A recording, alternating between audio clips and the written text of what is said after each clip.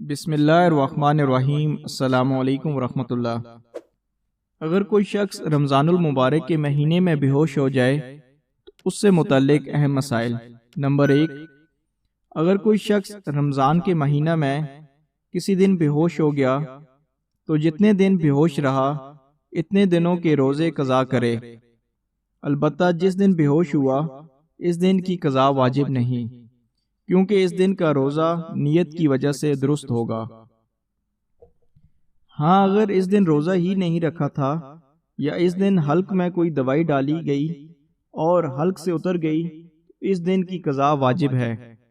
Number 2، اگر کوئی شخص رات کو روزہ رکھنے کی نیت کرنے کے بعد بے ہوش ہوا تو اس ایک دن کی قضا واجب نہیں، باقی اور جتنے دن بے ہوش رہا سب کی قضا واجب ہے۔ ہاں، اگر اس رات کو صبح کا روزہ رکھنے کی نیت نہیں تھی یا صبح کو کوئی اور دوائی حلق میں ڈالی گئی اس دن کے روزے کی قضا کرے۔ نمبر 3، اگر کوئی شخص پورا رمضان بے ہوش رہے تو ہوش میں آنے کے بعد تمام روزہ کی قضا لازم ہے، بے ہوشی کے ایام کے روزے معاف نہیں ہوں گے۔